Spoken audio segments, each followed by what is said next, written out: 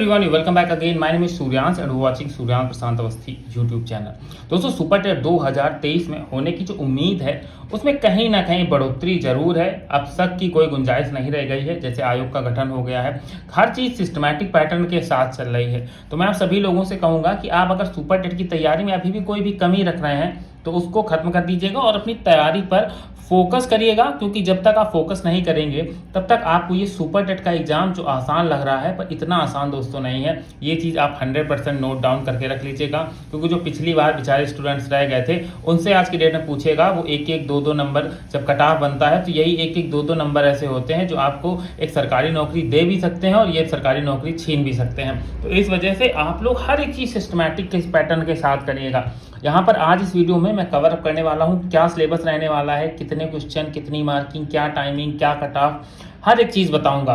तो शुरुआत सबसे पहले करिएगा सिलेबस नोट डाउन करके, उसके बाद सिस्टमैटिक पैटर्न के साथ चीज़ों को इनरोल करिएगा, जिससे देखिएगा पढ़ाई में ज़बरदस्त मजा आएगा। और अगर आपके पास नोट्स नहीं है तो मैं आपको डिस्क्रिप्शन बॉक्स में एक नंबर दे दूंगा, व्हाट्सअप नंबर होगा, आप वहाँ पर मैसेज कर सकते हैं। आपको एक नॉमिनल अमाउंट के साथ वो सारी PDF सेंड कर दी जाएंगी, जिसमें ओवरऑल सुपर टेट में जितने भी सब्जेक्ट पढ़ाए गए होंगे विद रिसर्च के नोट्स हैं, वो नोट्स मैंने खुद बनाए हैं जो आपके लिए डेफिनेटली 100% काम आएंगे। आपको किसी भी कोचिंग, किसी भी इंस्टीट्यूट में जाने की जरूरत नहीं है। अगर आप जा सकते हैं तो जाइएगा, लेकिन अगर नहीं जा सकते हैं इन दैट केस आपको नोट्स एक बार अगर पढ़ देते हैं तो ये मानिएगा 120 प्लस की तैयारी आप अपने घर बैठे उन नोट्स से कर लेंगे। तो चलिए शुरुआत करते हैं हम लोग अपने आज के इस वीडियो की।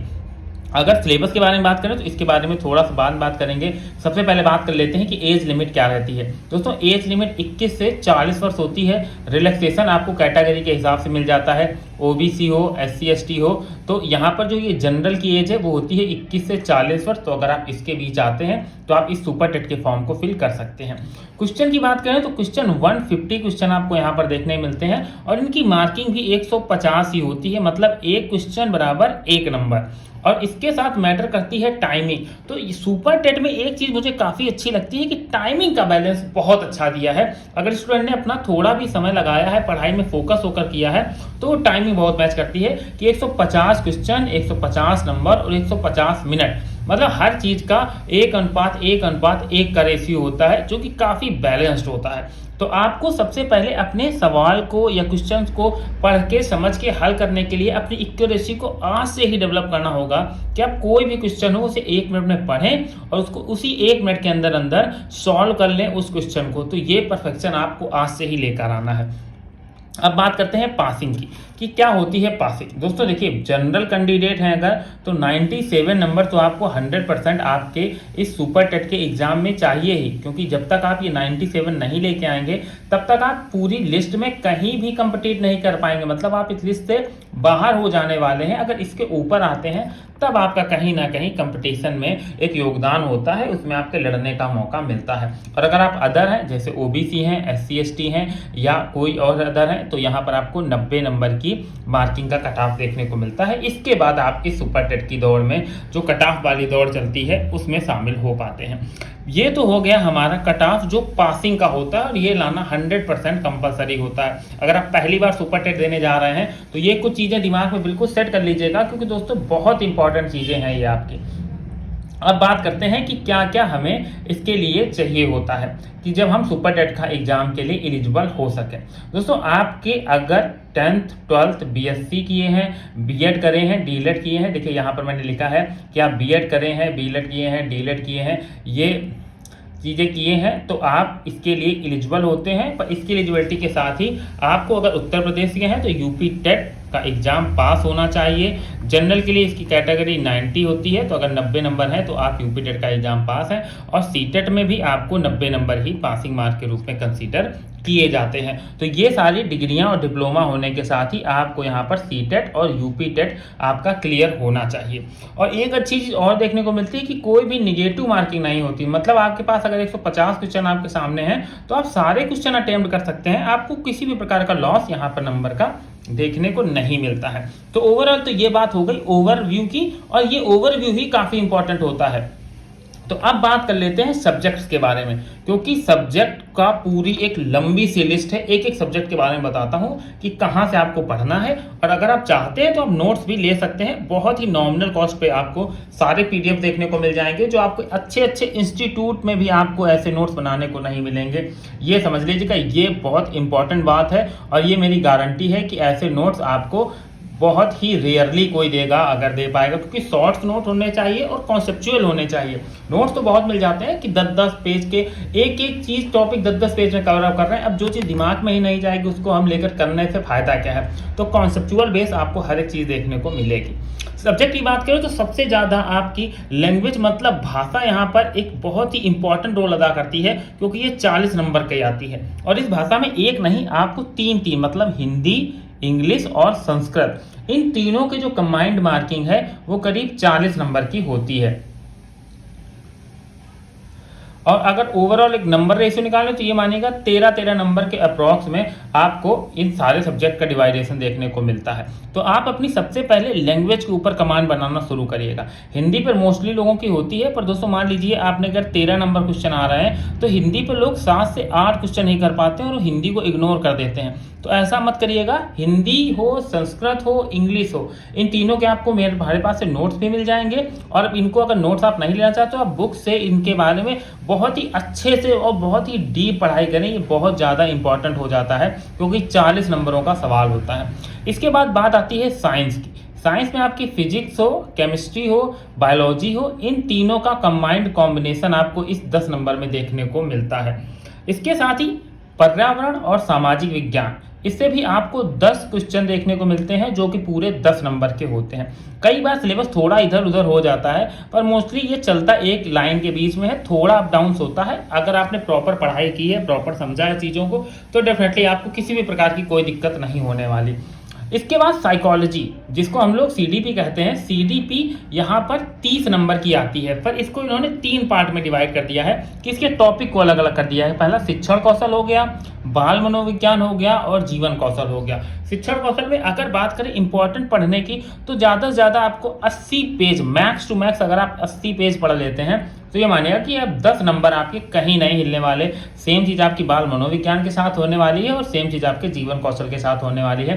मतलब ओवरऑल 30 नंबर आप इस साइकोलॉजी से ले सकते हैं, सीडीपी से ले सकते हैं। इसके बाद बात आती है मैथ की। मैथ का दोस्तों लेवल सुपर टेट में सच में सुपर होता है उन बच्चों के लिए जिनको मैथ थोड़ी सी कम आती है, या जिनका पहले से मैथ से कोई रिलेशन नहीं होता है। उन लोगों के लिए मैथ कहीं ना कहीं एक बड़ा स्टोन का काम करती है, कि जो रास्ते में एक ऐसा पत्थर पड़ा है जिसको पार करना उनके लिए बड़ा मुश्किल हो जाता है। तो ऐसे में आपको कुछ ऐसे इंपॉर्टेंट टॉपिक हैं जिन पर ज़्यादा फोकस करना चाहिए। तो कुल मिलाकर आपका एक टारगेट लक्ष्य होना चाहिए कि अगर आपको मैथ बिल्कुल नहीं आती है तब भी आप 10 से 12 क्वेश्चन तो जरूर बना लें, क्योंकि अगर इससे कम क्वेश्चन रहेंगे तो दोस्तों इधर लगता है कि मैंने 15-20 में 15 क्वेश्चन कर लिए, बहुत अच्छा कर लिया, 5 में मैंने 4 क्वेश्चन कर लिए, बहुत अच्छा कर लिया। पर आप सभी लोग जानते होंगे कि जब नंबर जोड़े जाते हैं ना, तो 150 क्वेश्चन में जब ओवरऑल पूरा अच्छी से परफॉर्मेंस है कि 1-1, 2-2, 3-3 नंबर ही कम है, तो 115 और 120 पे आके नंबर लटक जाते हैं, और तब लगता है यार कहाँ नंबर चलेगा। तो इस वजह से जिस सब्जेक्ट की तैयारी करें बम्फर तरीके से करें, दबा के करें, कि मतलब एक बार पढ़ लें तो दोबारा उस चीज में नंबर कहीं से नहीं करने चाहिए। इस चीज का विशेष ध्यान रखें। इसके बाद ये एक ऐसा पोर्शन है जो सुपर टेट को और सुपर अपर लेवल का बना देता है, क्योंकि इसके अंदर आपको पीसीएस से रिलेटेड सब्जेक्ट पढ़ने पड़ते हैं। पीसीएस इस तरह से उस लेवल तक नहीं जाना पड़ता, पर कहीं ना कहीं टचअप जरूर होता है। आपको हिस्ट्री पढ़नी पड़ती है, आपको जियोग्राफी पढ़नी पड़ती है, आपको पॉलिटी पढ़नी पड़ती है, आपको बहुत सारी चीज़ें जीएस के अंदर कवर करनी पड़ती हैं, और यहाँ पर आपके 30 नंबर इसमें कवर होते हैं। और इसके साथ ही करंट का भी पार्ट आपको इसमें ऐड ऑन देखने को मिलता है। तो अगर सुपर टेट में सबसे ज़्यादा सिलेबस की बात करें तो आपको वहाँ पर जीएस का ही सिलेबस देखने को मिलता है, क्योंकि इसके अंदर बहुत सारी चीज़ें कवर हो जाती हैं। इसके भी आपको मैंने प्रॉपर सिलेक्टिव नोट्स बना कर रखे हैं। अगर आप चाहते हैं तो आप ज़रूर कमेंट करके बताइएगा, और डिस्क्रिप्शन में आपको जो नंबर मिले व्हाट्सएप का, आप उस पर भी मैसेज कर सकते हैं कि आपको किसके नोट्स चाहिए है, वो आपको नोट्स प्रोवाइड करवा दिए जाएंगे। इसके बाद बात करते हैं तार्किक क्षमता, मतलब रीजनिंग अपर लेवल की तो नहीं आती। अगर आपको कम भी आती है तो 5 में 4 या 3 क्वेश्चन आप आसानी से कर सकते हैं, आपके लिए बेस्ट होगा। इसके साथ ही सूचना तकनीकी, आईटी इंफॉर्मेशन टेक्नोलॉजी, और इसके अंदर कंप्यूटर के बारे में भी बहुत सारी चीज़ें पूछी जाती हैं, तो कंप्यूटर पर भी आपको विशेष ध्यान देना होता है। ज़्यादा टॉपिक नहीं आता, बहुत सारी चीज़ें डिटेल के साथ नहीं आती हैं, पर आपसे पूछी जाती हैं, ये बहुत इंपॉर्टेंट टॉपिक है। तो जितना भी ओवरऑल अगर सारे क्वेश्चंस की बात करें तो आपके 40 नंबर सब्जेक्ट के हो गए, 30 नंबर साइकोलॉजी के हो गए, और इसके साथ ही जीएस और करंट अफेयर के 30 नंबर हो गए, और इसके साथ ही मैथ के। ये कुछ ऐसे सब्जेक्ट हैं जिनको आप सच में अगर 2 महीने 3 महीने ढंग से मेहनत करते हैं तो इसके बारे में आप अच्छा इंप्रूवमेंट कर सकते हैं। और अगर पूरे नंबर जोड़ लें तो ये 120 नंबर की मार्किंग होती है दोस्तों, और पूरा खेल यहीं से बनता है, आपकी लैंग्वेज से, आपकी साइकोलॉजी से, आपकी मैथ से और आपकी जीएस से, पूरा खेल यहीं से बनता है, जिसमें 30 नंबर थोड़े से मुश्किल हो जाते हैं, और मैथ वालों के लिए भाई इसमें 10 नंबर मान लो उनके लिए मुश्किल हो जाते हैं। तब भी आपके पास 100 नंबर आपके हाथ में होते हैं, जो आप सिर्फ ये कोर सब्जेक्ट पढ़ के ला सकते हैं। उसके बाद आपका कंप्यूटर हो गया, तार्किक क्षमता हो गई, और अगर आगे देख लेते हैं, इसमें बात कर लें कि पर्यावरण हो गया, विज्ञान हो गया, इसमें अगर आप एवरेज भी परफॉर्म करते हैं और आपने अगर इन 30 नंबर में 10 से 15 नंबर ले लिए, तो ये मानिएगा कि आपको जो सिलेक्शन का एक पहलू होता है, जो कट ऑफ होता है, उसके आप बिल्कुल करीब खड़े हो जाएंगे। और अब की बार की जो मैं बता दूं, मैं पिछले बार भी आपको बताया था कि आपको कितने कट ऑफ तक जाना है। अब की बार मैं आपको बता दूं कि अगर आपको सिलेक्शन लेना है तो कट ऑफ अब की बार बढ़ के जाने वाली है। उसका रीज़न भी बताऊं, 15 लाख लोग बैठे हैं दोस्तों, 15 लाख लोग अब की बार इस एग्ज़ाम को देने वाले हैं। तो ये समझिएगा कि लेवल भी बहुत अच्छी क्वालिटी का होने वाला है। तो तैयारी में आज से ही लग जाइएगा और प्रॉपर नोट्स बनाइएगा। अगर आप परचेज नहीं करना चाहते हैं तो आप प्रॉपर नोट्स बनाइएगा, क्योंकि बिना नोट्स के आप एग्ज़ाम से पहले अपनी प्रिपरेशन को जो एक शार्पनेस दी जाती है वो नहीं दे पाएंगे। तो चलिए, आई होप आपको ये जो मैंने आपको सुपर टेट का जो पूरा कंप्लीट सिलेबस बताया आप सभी लोगों को क्लियर हुआ होगा, और अपनी तैयारी पर फोकस करिएगा, लगे रहिएगा।